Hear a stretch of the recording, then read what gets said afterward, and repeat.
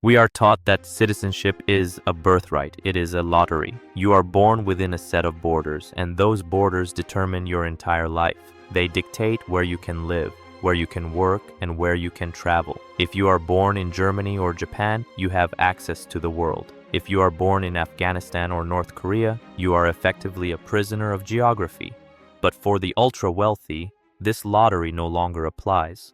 Citizenship has evolved. It is no longer just a legal status tied to heritage or patriotism. It is a financial product. It is an asset class, just like gold, real estate, or equities. And like any asset, if you have enough capital, you can buy it. Welcome to the hidden world of citizenship by investment. This is a multi-billion-dollar global industry where sovereignty is for sale. For a price ranging from $100,000 to over $1 million, you can legally bypass immigration queues, erase visa restrictions, and acquire a second identity. This is not about buying a vacation home. This is about buying freedom. It is about Plan B insurance. In an era of geopolitical instability, pandemics, and rising taxes, a second passport is the ultimate hedge. It turns a wealthy individual into a global citizen, untethered from the risks of any single government. The borders that trap the rest of the world are simply toll booths for the rich, and business is booming. The epicenter of this trade is not in the boardrooms of New York or London. It is in the Caribbean. 5 small island nations have turned passport sales into an economic engine: St. Kitts and Nevis, Dominica, Antigua and Barbuda, Grenada, and St. Lucia.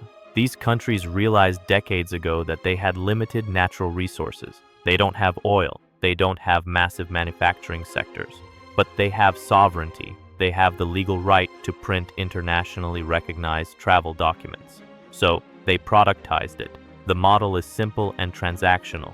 You donate a specific amount to a government development fund, usually starting around $100,000 to $200,000, or you invest in approved real estate projects. In exchange, you receive full citizenship, you get the passport, you get the voting rights, you get the tax status, and often you never even have to set foot on the island. For these nations, this isn't just a side hustle, it is a lifeline. In some years, passport sales have accounted for over 50% of government revenue in places like St. Kitts. This money builds hurricanes-proof housing, it paves roads, it funds hospitals, it kept their economies afloat when tourism collapsed during the global lockdowns. They are effectively selling shares in their nation-state to wealthy foreigners. It is a controversial trade, but for these islands, it is a rational economic survival strategy. They are monetizing the one asset they have that the rest of the world wants: access. But who is actually buying these passports? The media often paints a picture of fugitives, criminals, and money launderers running from the law. While that risk exists, the modern reality is far more corporate. The typical buyer is a high net worth individual looking for optionality.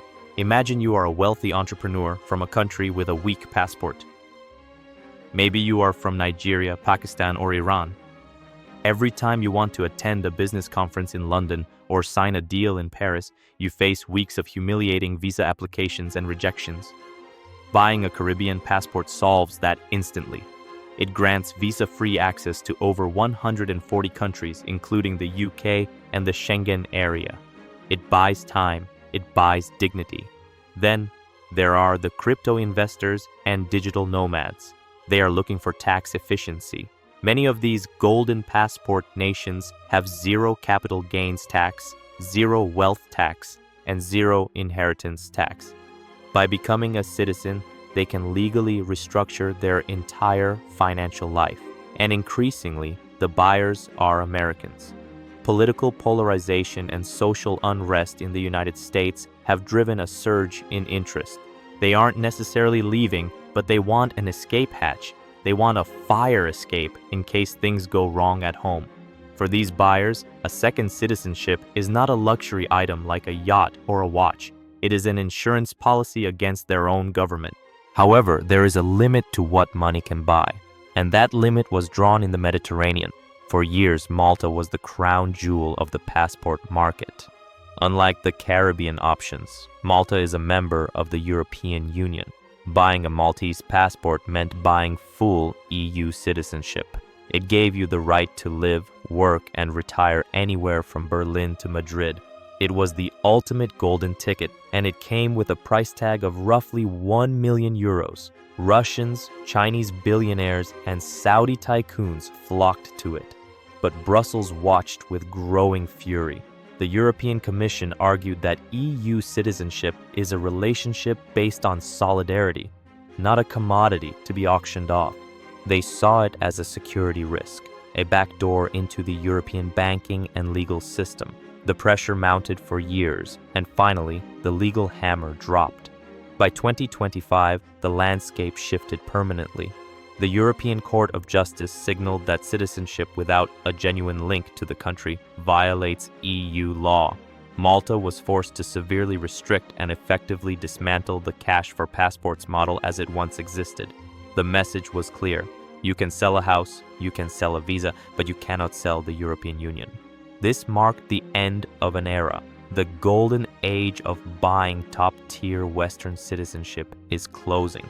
The market remains, but the premium inventory is gone. We have entered a new phase of global mobility. Citizenship is now a commodity traded on the open market. But as geopolitical walls go up, the price of freedom is only going to get higher. You can still buy your way out of almost anything, but only until the governments of the world decide to close the register.